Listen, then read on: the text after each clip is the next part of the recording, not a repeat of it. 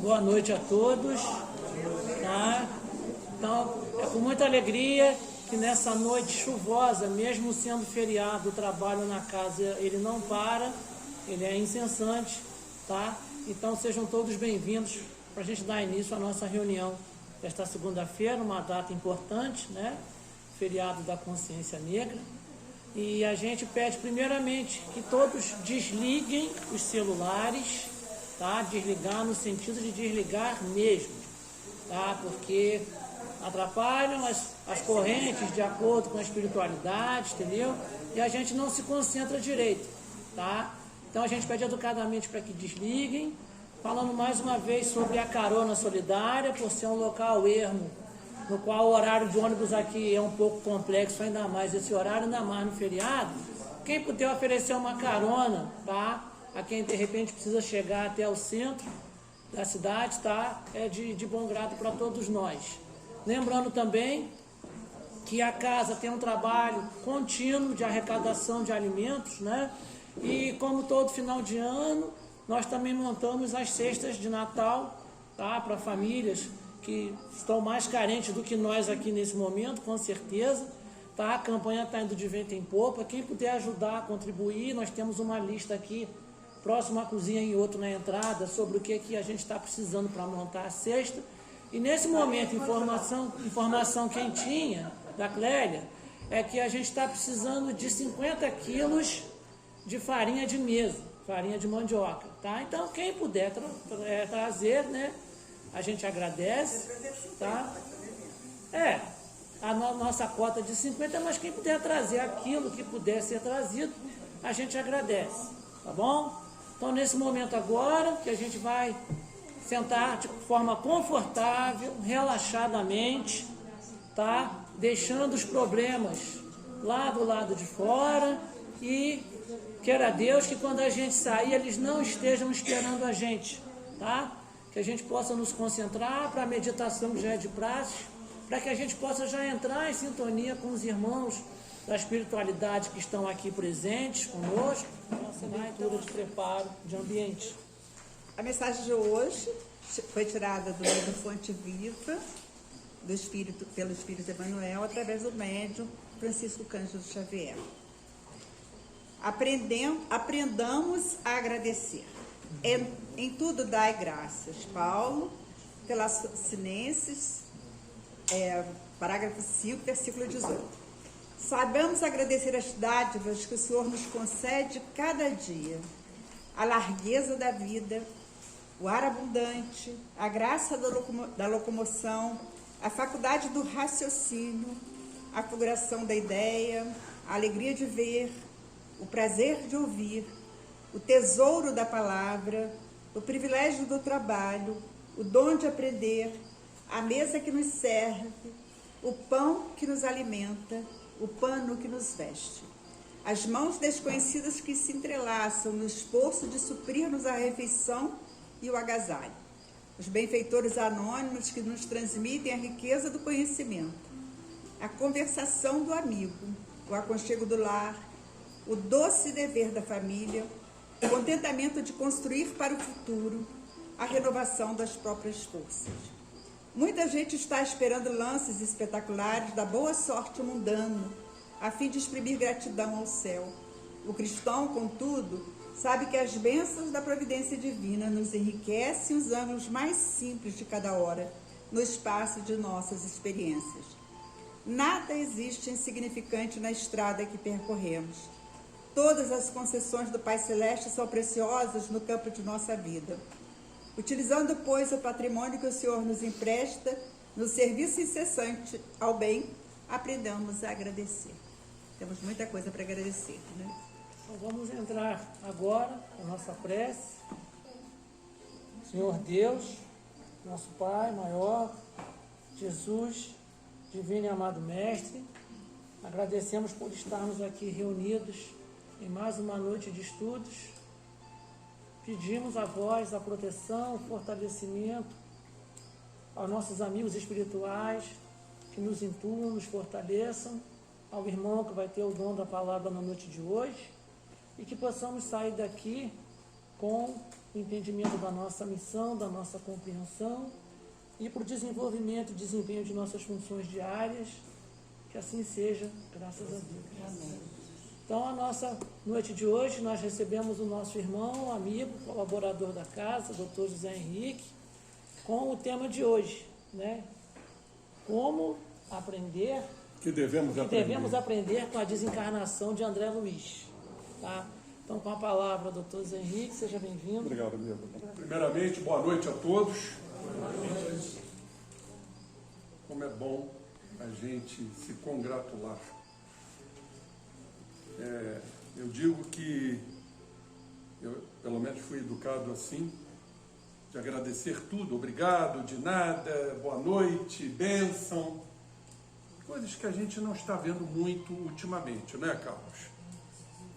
Porque, como isso é importante, a gente se abrir para o outro, a gente se abraçar, a gente trocar, permutar energias para o mútuo alimento. Então pensemos sobre isto, porque o mundo está carecendo exatamente dessa união, dessa confraternização. Muito bem, companheiros, eu gostaria de dizer, fazendo aqui um retrospecto, como é que eu entrei para a doutrina espírita há mais de 30 anos, através desse livro. Gostaria de compartilhar que muitos entram para a doutrina por conta da dor, outros até pela curiosidade. Mas eu era médico de uma indústria aqui em Nova Friburgo, que já acabou, e eu tinha uma paciente muito simples, muito humilde. Um belo dia, essa paciente, perto do Natal, mais ou menos nessa época, foi lá no meu consultório, consultório da fábrica, e me presenteou com este livro, Nosso Lar. E nessa época era um tanto materialista. E quando ela me presenteou, ela disse o seguinte, ó, na contracapa tem uma psicografia, ela me explicou o que era uma psicografia. E depois, no frontispício, quer dizer, na frente do livro, tem uma dedicatória. Quando eu olhei, eram letras diferentes. Achei interessante isso. Uma pessoa humilde, uma pessoa iletrada. E quando eu li aquilo, um vocabulário interessante, sabe? Não condizente com o aspecto intelectual dela. E aí, então, eu perguntei, mas o que é isso? Ela falou, aqui é uma psicografia. E me explicou, né, o que era uma psicografia. Aqui uma dedicatória minha. Mas na psicografia eu entrei num transe sonambúlico, inconsciente. E aí então a filha estava ao lado dela. No final o espírito deu um nome. O senhor quer saber qual é o nome? Eu falei, quero. O nome é Joaquim.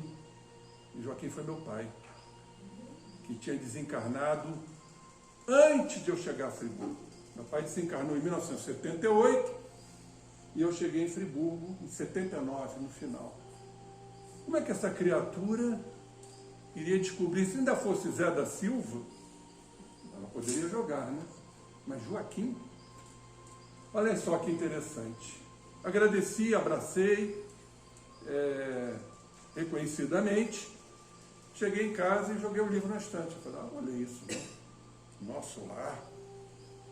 E o livro ficou ali, tomando força, ganhando energia. Um belo dia eu passo pela estante, dou uma olhadinha no livro e falei, sabe de uma coisa? Eu vou ler esse livro. Então foi a mola propulsora. Eu fiquei encantado com o livro.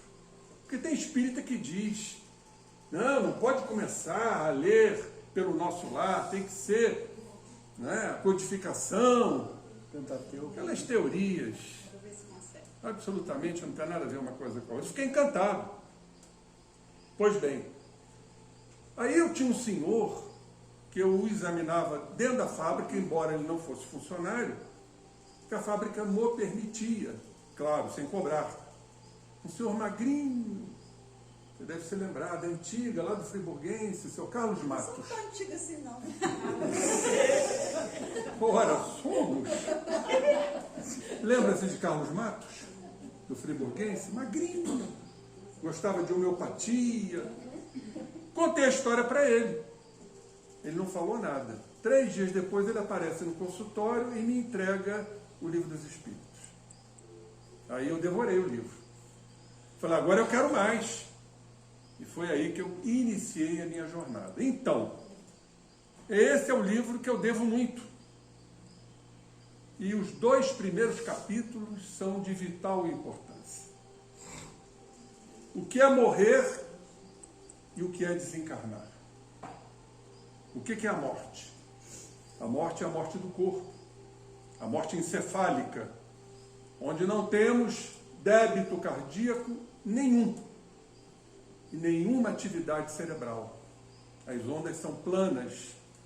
Não há um bit. O bit é a menor unidade da informática, segundo relatos científicos.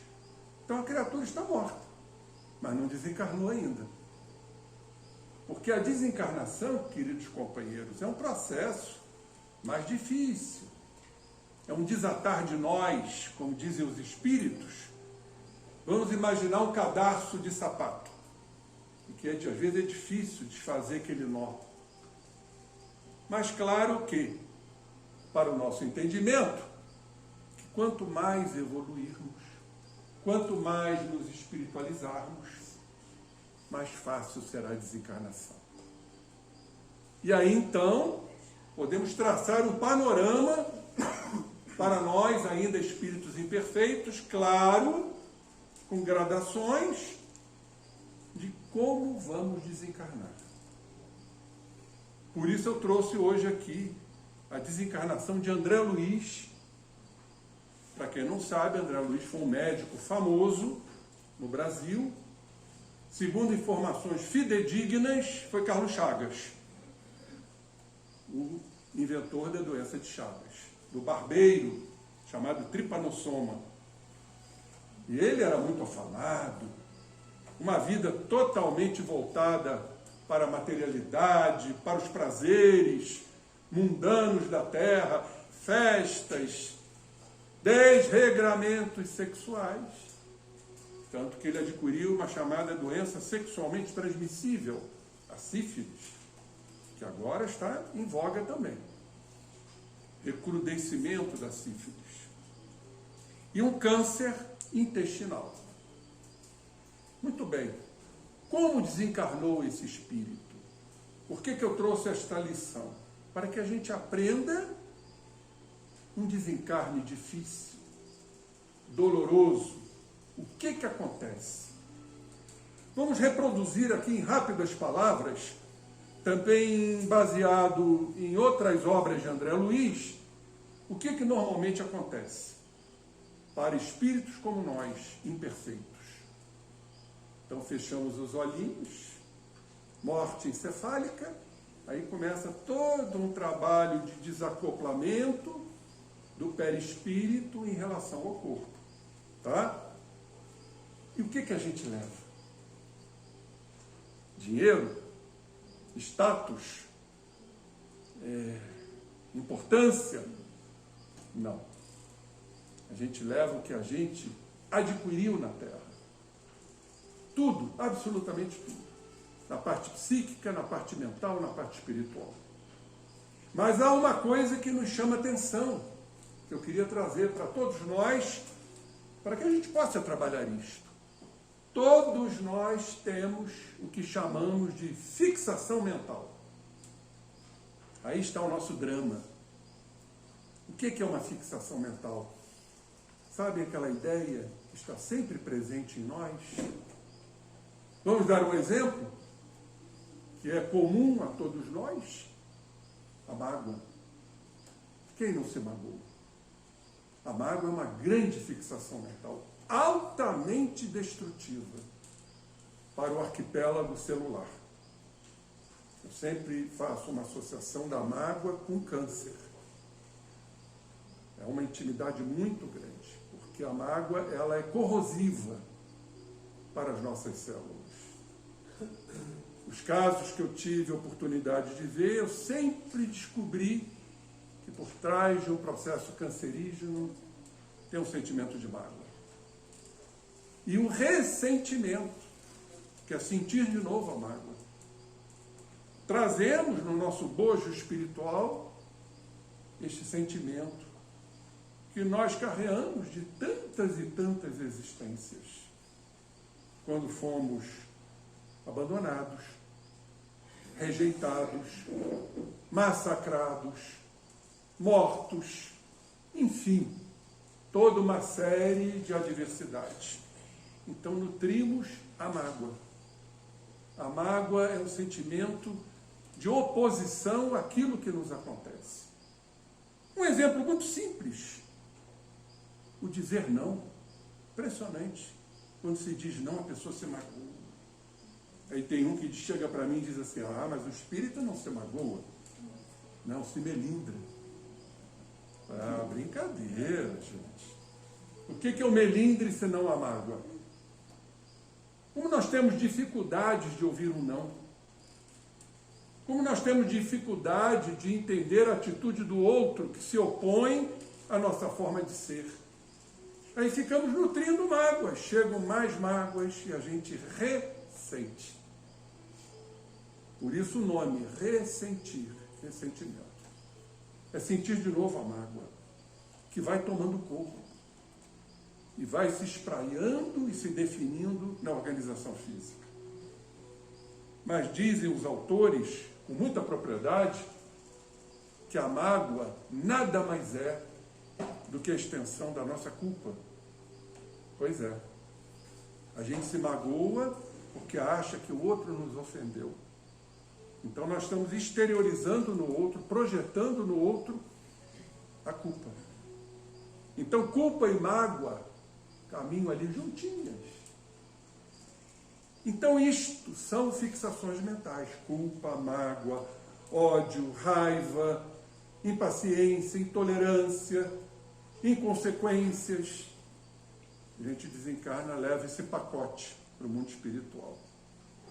Passamos pelaquela fase confusa, de mudança dimensional, e aí ficamos, como diz André Luiz, ao derredor deste ponto nevrálgico, que é a fixação, seja ela qual for. E o que acontece? Porque é muito interessante isso. Nós alimentamos isto. Como aqui na Terra a gente alimenta. A gente está sempre alimentando as mágoas, as raivas, as culpas, as tristezas, as melancolias. É um processo de realimentação, é um feedback. Então, o que acontece? Nós extraímos energias no mundo espiritual para alimentar a fixação mental. Então vai haver um déficit energético. Aonde? Não há corpo, é no perispírito. Então há o que nós chamamos de uma lassidão, uma fraqueza, uma atonia perispirítica. Isso leva o espírito que está no processo de fixação mental a se sentir prostrado. E aí ele dorme pela prostração. A gente, quando está prostrado, a gente não deita na cama e dorme? Cansados? Pois é, acontece isso no mundo espiritual. Há um capítulo do livro Os Mensageiros que André Luiz coloca, os que dormem. E o que acontece quando a gente dorme? Sonhamos. Mas o espírito sonha? Sonha. Há uma expansibilidade perispirítica. E as memórias afloram nesse espírito. Que memórias?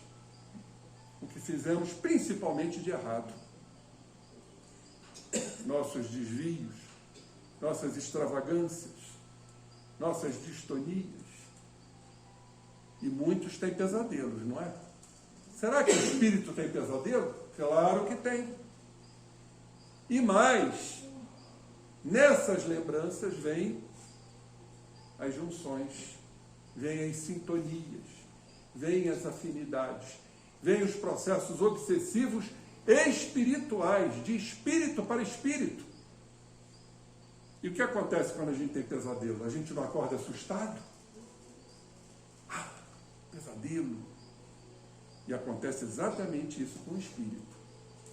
E o que ele vê na sua frente? A sua realidade. Chamamos isso de recapitulação. Então ele entra num estado de perturbação espiritual. O que é isto, senão uma insanidade espiritual? A gente não diz a criatura que é chamada de louca, a gente não diz que ela está perturbada? Pois é. Então aquilo tudo aflora. Vem toda aquela carga negativa de sombras, de complexos, como diz o Jung. Aqui nós temos, graças a Deus, o físico, esse estojo de carne que nos protege, mas no mundo espiritual não. Lá não temos esta defesa. Por isso os espíritos desta ordem entram em insanidade. Exatamente o que eu trouxe aqui para que a gente possa analisar o que aconteceu com o nosso irmão. Vamos analisar isto a miúde. Ele começa assim, lá no capítulo 1 do livro Nosso Lar. Eu guardava a impressão de haver perdido a ideia de tempo. A noção de espaço esvaíra-se-me de há muito. Eu estava convicto de não mais pertencer ao número dos encarnados no mundo. E, no entanto, meus pulmões respiravam a longos haustos. Aquele suspiro profundo. Muito bem.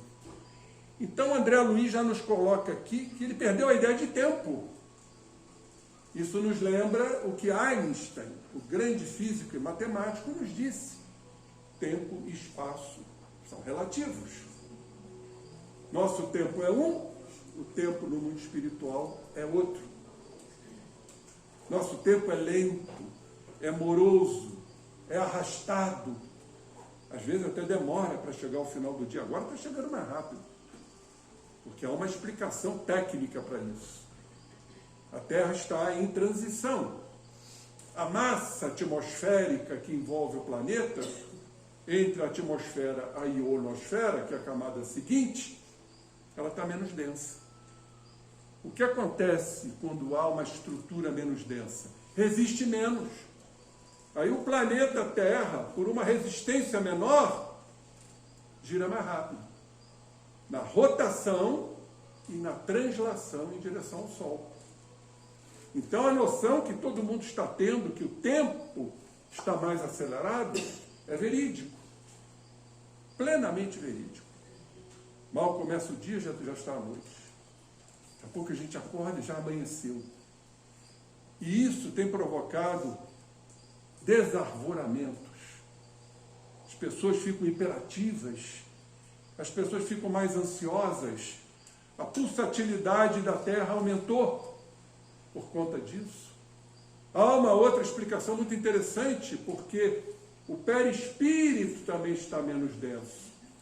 Os poros, porque perispírito também tem poros. Por isso que nós temos poros cutâneos. O que tem no corpo tem no perispírito.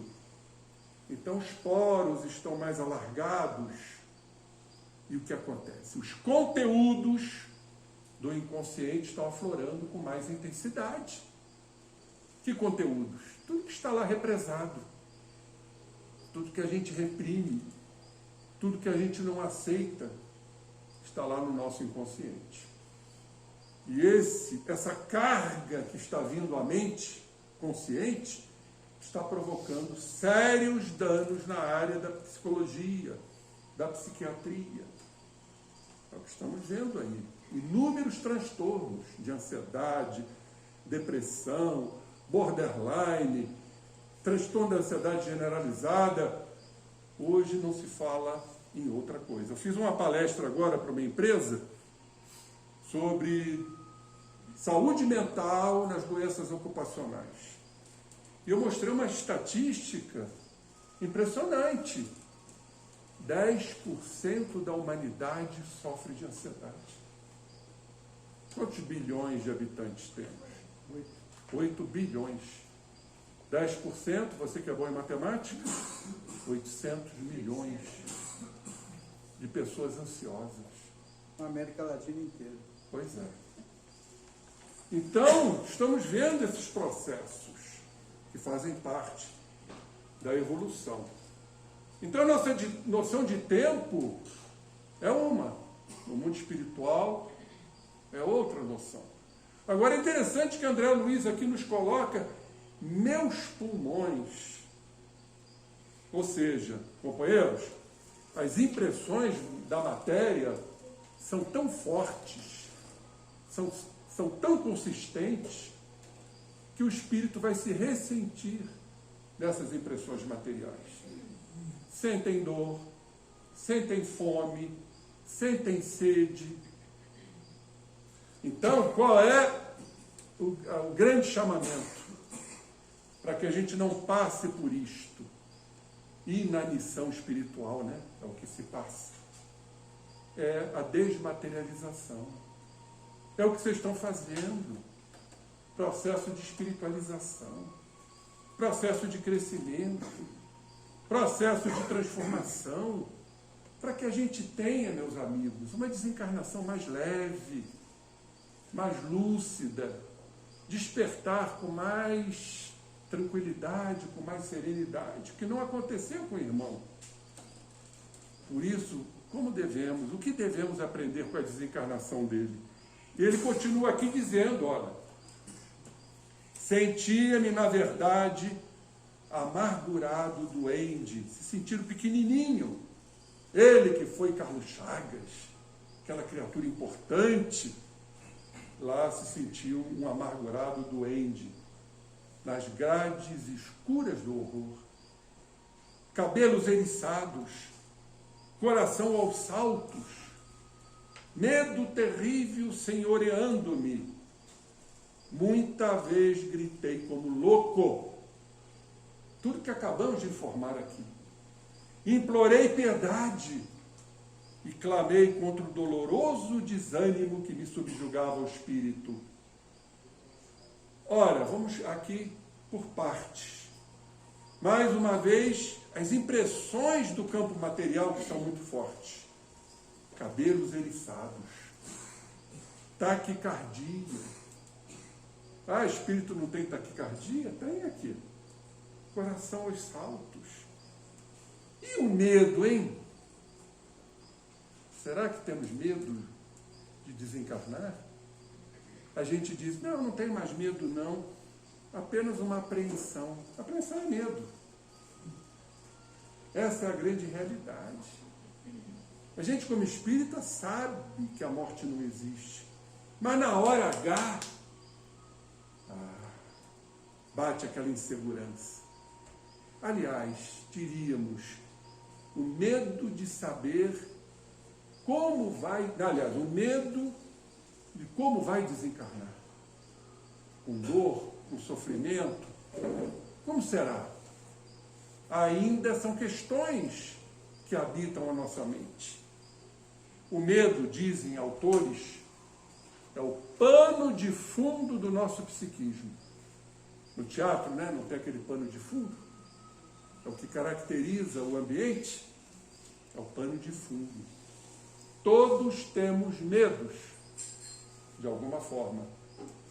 Não tenho medo, tenho insegurança. Insegurança é medo. Por que temos medo? Diz um autor que, ao lado do medo, há o desejo. Enquanto estivermos no campo dos desejos, vamos ter medo. Medo daquilo que desejamos, porque temos medo de perder aquilo que a gente pensa que é nosso. Vamos dar um exemplo clássico.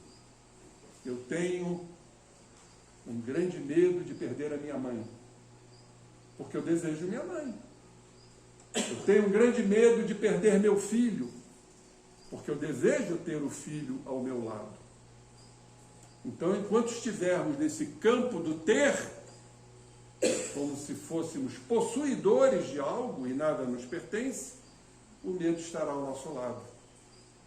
Diz um autor que temos medo daquilo que desejamos e desejamos aquilo que nos faz medo. E André Luiz, então, medo terrível. O medo aflorou, não tinha mais o corpo físico. E como disse, ele gritou como louco. Porque todo aquele fio de desajustes morais que ele praticou veio à tona. É o grande tribunal, meus irmãos. É a consciência. Não há tribunal maior do que a... Não vai ter juiz dizendo isso, aquilo. Você vai para o céu, você vai para o inferno, você vai para o purgatório, você vai esperar o juízo final. Não tem nada disso. O tribunal é a nossa consciência.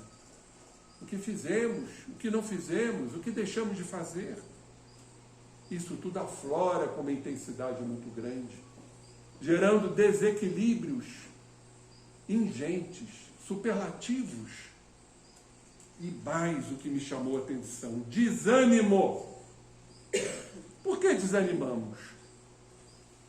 Essa é uma grande pergunta. O desânimo era físico ou era espiritual? Era espiritual. A criatura só desanima porque não tem fé, porque não acredita, porque não confia em si. Qual é o processo basilar da depressão, gente? É o desânimo. O depressivo, ele é um desanimado.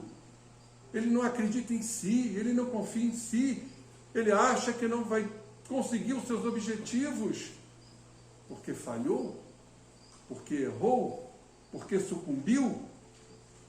Então, o desânimo é uma extinção de forças. Por quê? Essas forças estão concentradas na fixação mental. Por que que o depressivo, eu sempre digo isso, anda cansado, arqueado, né? Macambúzio, querendo um leito? Porque ele não tem forças. Ele não tem forças psicológicas, espirituais e físicas. As energias estão concentradas numa ideia fixa. E qual é a ideia fixa basilar do quadro depressivo? Sabem qual é? A culpa.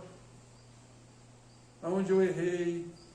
Aonde eu poderia ter feito melhor? Será que eu vou conseguir? Eu acho que não. Por isso que o depressivo sofre de baixo autoestima, frustração, sentimento de impotência, sentimento de incapacidade, porque ele não acredita que vai conseguir. Então ele se instala num quadro que é físico, que é mental, que é espiritual, requerendo tratamento. Ah, o antidepressivo? Ótimo! Sabemos que existem alterações de neurotransmissores, da noradrenalina, da serotonina, mas e o campo mental? E o espiritual? Por isso, diríamos que André Luiz passou por um quadro depressivo, de desânimo. Olha o que ele diz mais à frente. Atormentava-me a consciência. Preferiria a ausência total da razão, o não ser. Ele não queria ter razão. Ele queria não ser, porque a consciência o atormentava. Vejam, meus amigos, que belíssimo aprendizado. Quando a gente estuda a desencarnação dessa criatura, que depois fez um trabalho belíssimo no mundo espiritual, se recompondo, se reajustando, atormentava minha consciência. Agora, eu gostaria de relatar esse parágrafo, que é para todos nós. Olha que súplica. Ó amigos da terra, quantos de vós podereis evitar o caminho da amargura com o preparo dos campos interiores do coração? Acendei vossas luzes, antes de atravessar a grande sombra. Buscai a verdade, antes que a verdade vos surpreenda. Suai agora, para não chorardes depois. Meu Deus, que lição! Que súplica de um irmão que estava num estado deplorável, de indigência, traçando um paralelismo com o filho pródigo. Lembram-se da parábola do filho pródigo? Daquele que pegou os bens, gastou os prazeres materiais e chegou a um estado de inanição física e espiritual. Nem alfarrobas, que era a comida dos porcos, lhe os deram. E ali então, mediante uma dor profunda de reconhecimento das suas faltas, como diz Joana de Ângeles, ele caiu em si. Que é o grande projeto nosso. Antes de chegarmos a estas situações tão lastimáveis, caiamos em nós. Diariamente, como Santo Agostinho nos recomenda, façamos uma retrospectiva do dia, treinemos pela neuroplasticidade os nossos cérebros. O cérebro é treinável, gente. Então, se treinarmos o cérebro, nós vamos colher frutos. Que frutos do autoconhecimento? Cada vez mais. Era algo que deveríamos fazer diariamente e não fazemos. Ou seja, análise no final do dia do que fizemos, do que falamos alguma coisa, do que pensamos, do que sentimos, do que intuímos e não fizemos. E aí nós vamos então compreendendo todos esses meandros e nos modificando. Porque a proposta do autoconhecimento é mudanças, ou melhor, são mudanças. Se não fizermos, vamos ficar estagnados. E essa estagnação nos leva, no desencarne, a lidarmos com as nossas fixações mentais, que vão ser dolorosas. Alguém quer passar por dor aqui? Dor espiritual? Vocês têm ideia do que é uma dor espiritual? Então, ele está aqui dizendo: quantos de vós podereis evitar o caminho da amargura, preparando os campos interiores do coração? Acendei vossas luzes. Todos temos luzes. Todos. Sabem por quê? Deus está em nós. Se Deus está em nós, as suas leis estão em nós. Os arquétipos, os modelos primordiais estão em nós. O grande problema é que a nossa consciência está distante disto. Tanto que a Joana de Ângeles nos recomenda traçarmos uma ponte entre o ego, que é a consciência, e a nossa realidade, que é o self. A ponte entre o ego e o self. É a consciência que vai determinar, que vai racionalizar, que vai desejar, que vai ter vontade. É a consciência. Por isso estamos encarnados. Para que a consciência se determine o que eu quero da minha vida. Quais são as escolhas minhas? E precisamos escolher, companheiros, para não cairmos nessa amargura. Sabe qual é o nome disso? Autoiluminação. Iluminando o quê? Nossas sombras, que ele diz aqui, a grande sombra, onde erramos, onde falhamos, os nossos delitos. Claro que a autoiluminação não será de um dia para o outro, um rompante, estou iluminado, está saindo luz de mim. Não. É iluminar uma sombra de cada vez. Às vezes passamos uma existência para iluminar uma sombra. Como diz a nossa querida Joana de Ângeles, cada encarnação é uma virtude a ser adquirida. É passo a passo, é gradual, porque o que vai acontecer, que normalmente acontece, reincidimos nos mesmos erros. Por que será a reincidência?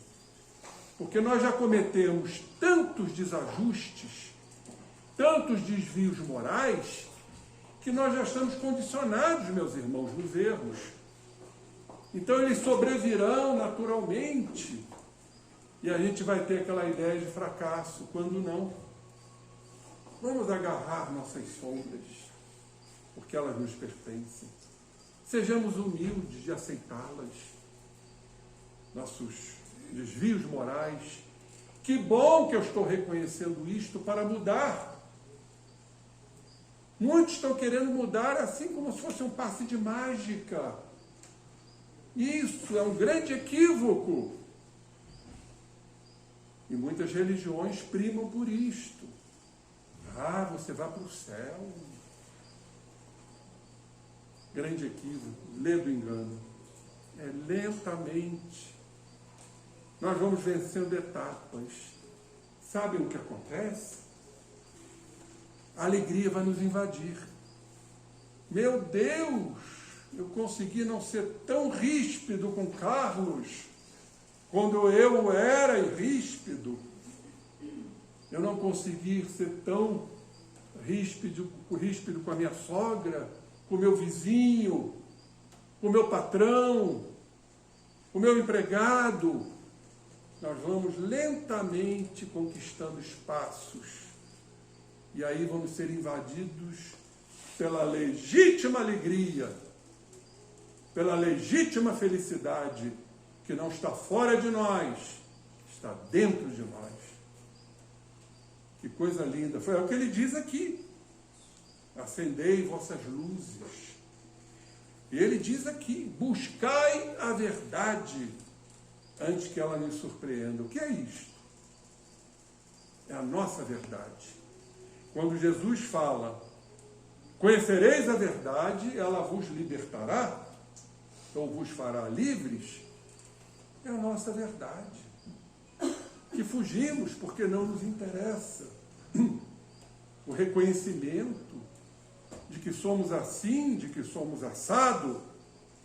Então ficamos passando pela vida como hipócritas, vestindo máscaras, nos adaptando ao ambiente para fruir vantagens. E estamos achando que estamos vencendo. Ah, eu consegui. E a realidade? Esta verdade. Será que ela virá à tona quando desencarnarmos? Sim. Inequivocamente. Então é a hora, gente, de sermos mais humildes. Porque, em verdade, o que nos falta é humildade. O que prepondera ainda em nós é a arrogância, a prepotência, é o padrão de poder, de dominação, de posse, de desejar, por isso temos medo. Quanto mais desejamos, mais medo temos de perder aquilo que desejamos. Por isso, André Luiz diz aqui, suai agora, para não chorardes depois. Aí nós vamos para o capítulo 2, que é maravilhoso. E aí então, mediante tanto sofrimento, espero que não cheguemos a isto, por isso essas lições de inestimável valor, para quem apelar? E mais uma vez, as influências materiais, torturava-me a fome, a sede me escaldava, comezinhos fenômenos da experiência material presente. Olhem só o que pode acontecer conosco, que vive condições explícitas materiais. Nós vamos sofrer exatamente esses fenômenos comezinhos da matéria. Precisamos nos desligar. Patenteavam-se-me aos olhos. Olha o que ele diz, crescer a minha barba. Como é que espírito cresce a barba? espírito tem folículo piloso? Tem, no perispírito. Não é o perispírito que formata o corpo? Então, tudo que tem no corpo tem no perispírito. Ou seja, desde que a gente viva intensamente estas questões materiais. A roupa começava a romper-se com os esforços da resistência.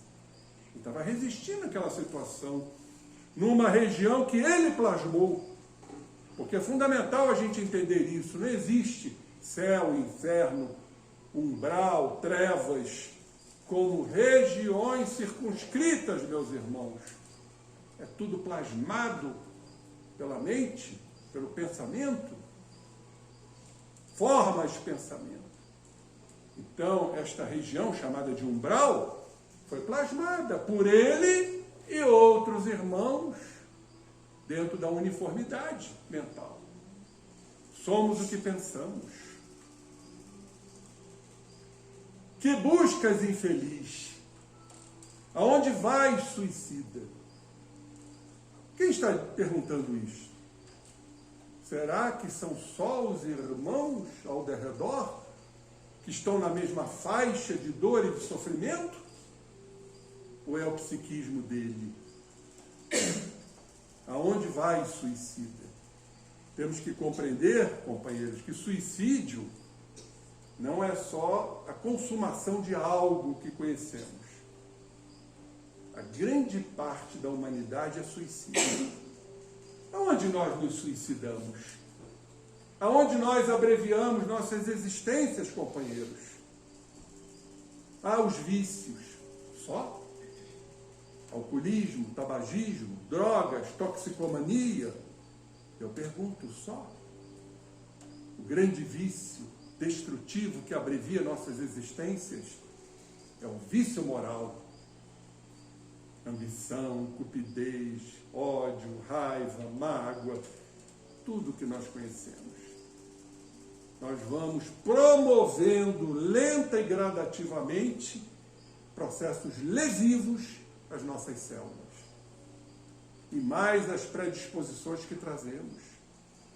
E mais o acolitamento dos espíritos que estão comungando na mesma faixa. E mais o que trazemos de outras existências. Vocês estão vendo como o processo evolutivo é complexo? Mas não é impossível. Senão Jesus não teria chegado onde chegou. Senão Francisco não teria chegado onde chegou. Temos ideia de quantas existências esse santo teve? Não temos como avaliar isto. E nós chegaremos aonde ele chegou? Sim. É o destino de todos nós. Um dia estaremos sentados com Jesus na comunidade dos espíritos puros, nos abraçando, felizes, porque alcançamos as culminâncias espirituais. Olhem que coisa alentadora que a doutrina espírita nos proporciona. Vamos chegar lá. Agora, temos uma longa jornada que poderemos chegar mais rápido. Outros vão se demorar. Então, o suicídio é algo muito mais amplo do que a gente imagina. E ele diz aqui, tais objurgatórias, quer dizer, tais censuras incessantemente repetidas perturbavam meu coração. Aí ele disse, infeliz sim, mas suicida. Nunca. Olha a ignorância de um André Luiz, que foi Carlos Chagas. Essas increpações, ou seja, essas deficiências, a meu ver, não eram procedentes. Eu deixei o corpo físico a contragosto. Olhem só, de quando em quando deparavam-se-me verduras que me pareciam agrestes em torno de humildes filetes d'água a que me atirava sequioso. Olhem que coisa dolorosa, um espírito se alimentando de plantas agrestes, humildes filetes d'água para saciar a sua sede, tal a preponderância das energias da matéria. Vejam que lições magníficas para a gente começar a se desapegar, se espiritualizar, se melhorar, para não passarmos por isso, simplesmente. Devorava aquelas folhas desconhecidas, colava os lábios à nascente turva, enquanto me permitiam as forças irresistíveis a impelirem-me para a frente. Muita vez suguei a lama da estrada. Olha o estado de depauperação espiritual desse irmão. Sugou a lama da estrada. Aí ele recordou o antigo pão de cada dia que ele desprezou tanto. Ele era tão importante. E aí começou a verter um copioso pranto. E quando chega a esta situação, que espero que ninguém aqui chegue, eu também não, começa a recordar, ele que foi materialista, que deveria existir um autor da vida. Pois é, fosse onde fosse. Quantos que só reconhecem Deus quando estão numa situação de miserabilidade, de miséria física, mental, espiritual. Reconheceu o autor da vida. E ele diz aqui, eu que detestar as religiões no mundo, experimentava agora a necessidade de um conforto místico. Eu era um médico extremamente arraigado ao negativismo da minha geração. Impunha-se-me atitude renovadora. Tornava-se imprescindível confessar a falência do amor próprio a que me consagrara orgulhoso. Então, nosso irmão aqui precisou desencarnar em condições lastimáveis, deploráveis, para confessar a falência do amor próprio, do orgulho. É o nosso grande estigma, é o nosso grande obstáculo, é o orgulho. Filho dileto do egoísmo. Prestemos atenção nisso, trabalharmos o orgulho que nos é peculiar. Então, quando as energias me faltaram de todo, quando me senti absolutamente colado ao lodo da terra, sem forças para reerguer-me, ele então pediu ao Supremo Autor da natureza, me estendesse as mãos paternais em tão amargorosa emergência. Quantos irmãos nesta situação que chegam exatamente na condição mais lastimável, de dor, de sofrimento, estende as mãos para que o Autor da vida venha em seu auxílio. Quanto tempo durou esta súplica, esta rogativa? Quantas horas ele consagrou de mãos postas, imitando uma criança aflita? Apenas sei que a chuva de lágrimas me lavou o rosto. Daí o velho e antigo ditado, o choro lava a alma, tira aquelas energias densas que saem pelas nossas glândulas lacrimais. O choro lava a alma. Então o seu rosto foi lavado. Todos os meus sentimentos então se concentraram na prece dolorosa que a nossa irmã falou aqui.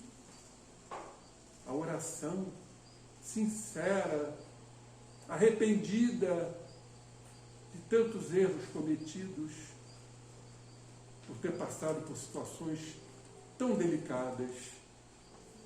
Estaria então completamente esquecido? Não era igualmente filho de Deus? Embora não cogitasse de conhecer-lhe a atividade sublime, quando estava engolfado nas vaidades da experiência humana?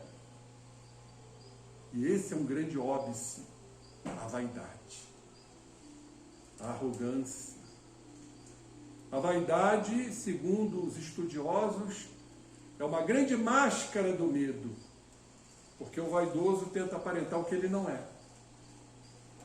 é uma persona psicológica. Mas a vaidade é esse pseudo-status de que ele era portador como grande médico que o foi. Por que não me perdoaria, então, o eterno Pai? Reconheceu o autor da vida, quando ele providenciava ninho às aves inconscientes e protegia bondoso a flor tenra dos campos agrestes. Olhem o que diz André Luiz. É preciso haver sofrido muito. Será que é preciso a gente sofrer muito? Acho que não. Mas para ele foi preciso sofrer muito. Para entender as misteriosas belezas da oração, é necessário haver conhecido o remorso, a humilhação, a extrema desventura para tomar com eficácia o sublime elixir da esperança. Quando falo de remorso, já é um passo no arrependimento. Já está saindo da culpa e já reconhecendo de alguma forma as suas faltas, os seus erros, os seus desvios morais. Isso chama-se remorso, ou seja, está remoendo a atitude insana, nefasta. E aí então, diante desse quadro, o Pai nunca nos desampara. Foi nesse instante que as neblinas espessas daquele habitat umbralino da sua mente desencontrada se dissiparam. E alguém surgiu, emissário dos céus. Lembro-me da frase de Jesus, que para chegarmos ao reino dos céus é necessário o arrependimento. Está lá no Evangelho de Lucas. Arrependei-vos porque é chegado a vós o reino dos céus. E o arrependimento brotou nesta criatura em delicada situação espiritual. Mas nunca estamos desamparados. As bênçãos vêm porque a gente se abre a elas. Temos que nos abrir às bênçãos do céu. Em nossos momentos de dor, de sofrimento. Nunca estamos desamparados, meus irmãos. Então o velhinho simpático sorriu paternalmente. Quem leu o livro deve se lembrar do nosso querido amigo espiritual chamado Clarencio. Inclinou-se, fixou nos meus os grandes olhos lúcidos e falou: coragem, meu filho, o Senhor não te desampara. É o contraponto do medo, a coragem. E a coragem, ela acompanha muito a fé robusta, a esperança, a alegria do porvir, porque o porvir nos aguarda. E chegaremos a Ele, mediante o nosso trabalho pessoal, individual. Coragem, meu filho, o Senhor não te desampara. Então tivemos aí, meus amigos, nessa rápida explanação de André Luiz, uma desencarnação costumeira de criaturas que ainda transgridem as leis, preferem os caminhos tortuosos dos prazeres, da ambição, da cupidez, da prepotência, porque falta-lhes a humildade de nos reconhecer como criaturas frágeis que somos. Somos tão frágeis que um vírusinho destruiu tantas existências. E outros virão. Vocês podem estar certos disso. Porque a fragilidade humana está tão grande que os campos estão abertos. As bactérias mentais emanadas pelas mentes humanas tendem a ser absorvidas, materializadas. Aí surgem esses vírus que eram desconhecidos para nós, não para a pátria espiritual, que sabia perfeitamente bem o momento que passaríamos, por conta de nossas imperfeições e nossas incongruências, e claro, de muitos que estão íncitos na lei de causa e efeito, que não podemos fugir. Posso citar um exemplo? O meu querido amigo, que eu guardo com muita emoção no meu coração, que eu o amava, gostava de vir aqui e cumprimentá-lo, um trabalhador magnífico, profícuo da doutrina espírita, nos deixou. Parece algo paradoxal, mas não. Não sabemos o que este irmão trazia de débitos espirituais para deixar a cargo da sua companheira a presidência desta casa que tem que ser mantida, desta casa que tem que sobreviver diante das incúrias humanas. Um trabalho como este não é para ser extinto por caprichos. Um trabalho como este é para que promovamos união, solidariedade e fraternidade, que é a grande proposta desta casa. Por isso, eu me advoguei, me alistei a estar aqui todo mês, porque também é a minha casa. Não tenho mais nada a dizer. Só agradecer e pedir a Jesus que proteja essa instituição com tantos trabalhadores dedicados que amam e que continuarão a amar.